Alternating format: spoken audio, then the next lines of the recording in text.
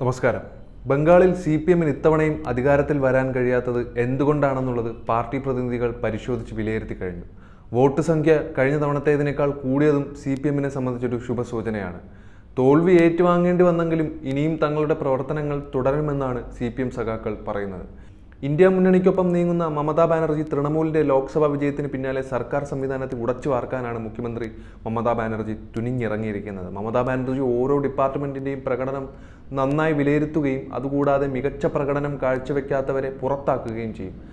നബന്ന സഭാഗറിൽ ഭരണ അവലോകന യോഗം ചേരുകയും എല്ലാ ക്യാബിനറ്റ് മന്ത്രിമാരും യോഗത്തിൽ പങ്കെടുക്കുമെന്ന് ജോയിന്റ് സെക്രട്ടറി റാങ്കിലുള്ള ഉദ്യോഗസ്ഥർക്കൊപ്പം എല്ലാ വകുപ്പ് മേധാവികളും ഡിവിഷണൽ കമ്മീഷണർമാരും വിവിധ ഡയറക്ടറേറ്റുകളിലെ എല്ലാ ഡയറക്ടർമാരും എല്ലാ ജില്ലാ മജിസ്ട്രേറ്റുകളും യോഗത്തിൽ പങ്കെടുക്കും. സംസ്ഥാന ചീഫ് സെക്രട്ടറി, ആഭ്യന്തര സെക്രട്ടറി, മുഴുവൻ അഡീഷണൽ ചീഫ് സെക്രട്ടറിമാരും യോഗത്തിൽ പങ്കെടുക്കും. എല്ലാ വകുപ്പുകളുടെയും ഭരണപരമായ പ്രവർത്തനങ്ങൾ മമതാ ബാനർജി അവലോകനം ചെയ്ത് സർക്കാരിനെ കൂടുതൽ ജനകീയമാക്കാനാണ് നീക്കം. നിലവിൽ മാതൃകാ പെരുമാറ്റച്ചട്ടം വന്നതിന് ശേഷം പുതിയ പദ്ധതികളൊന്നും പ്രഖ്യാപിക്കാനായില്ല മമതാ ബാനർജിക്ക്. വടക്കൻ ബംഗാളിൽ കൊടുങ്കാറ്റിൽ വീടുകൾ ഭാഗികമായോ പൂർണ്ണമായോ തകർന്നവരെ സാമ്പത്തികമായി സഹായിക്കാൻ പോലും സംസ്ഥാന സർക്കാരിന് ഇന്ത്യൻ തെരഞ്ഞെടുപ്പ് കമ്മീഷനിൽ നിന്ന് അനുമതി തേടേണ്ടി വന്ന അവസ്ഥയാണ് ഇപ്പോൾ ഉള്ളത്.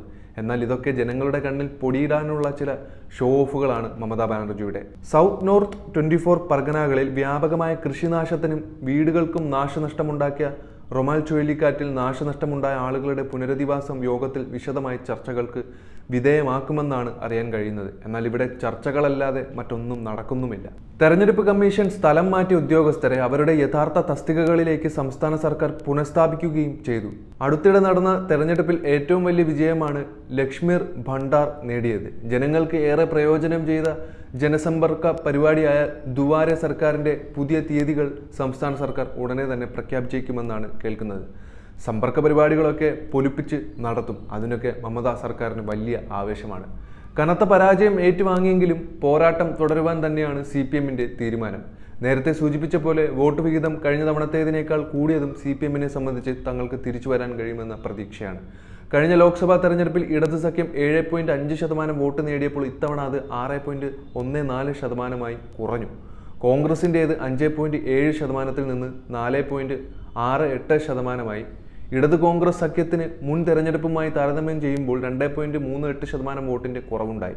ഇത്തവണ CPM 23 സീറ്റിലും കോൺഗ്രസ് 12 സീറ്റിലുമാണ് മത്സരിച്ചത്.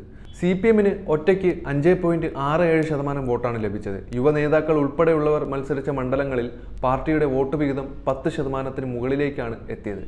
JNU-ലെ SFI നേതാവ് ദീപ്സിത ധർ മത്സരിച്ച സെറാംപൂരിൽ CPM 16.2% വോട്ട് നേടി.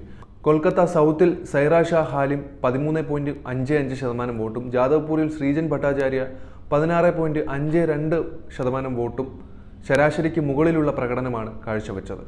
മുർഷിദാബാദിൽ മാത്രമാണ് CPM 2ാം സ്ഥാനത്തെത്തിയത്. കഴിഞ്ഞ തവണ വെവ്വേറെ മത്സരിച്ചപ്പോൾ CPM-ന് ലഭിച്ചതിന്റെ ഇരട്ടി വോട്ട് ഇവിടെ കോൺഗ്രസിന് ലഭിച്ചിരുന്നെങ്കിലും CPM സംസ്ഥാന സെക്രട്ടറി മുഹമ്മദ് സലീമിന് മത്സരിക്കാൻ മണ്ഡലം വിട്ടുനിൽക്കുകയായിരുന്നു. ബഹ്റാംപൂരിൽ അധീർ രഞ്ജന്റെ തോൽവി ഞെട്ടിക്കുന്നതായിരുന്നു. ഇടത് തൃണമൂൽ തേരോട്ടങ്ങൾക്കിടയിലും 5 തെരഞ്ഞെടുപ്പുകളായി കാത്തുപോകുന്ന മണ്ഡലം 85,000 വോട്ടിനാണ് അധീറിന് നഷ്ടപ്പെട്ടത്. എങ്കിലും തോൽവികളിൽ നിന്നും വീണ്ടും പാഠങ്ങൾ ഉൾക്കൊണ്ട് അടുത്ത നിയമസഭാ തെരഞ്ഞെടുപ്പിലേക്കുള്ള തന്ത്രങ്ങൾ ആവിഷ്കരിക്കാൻ CPM തുനിഞ്ഞിറങ്ങിക്കഴിഞ്ഞു. അത് മമതാ ബാനർജിക്കും നന്നായി മനസ്സിലാകുന്നുമുണ്ട്.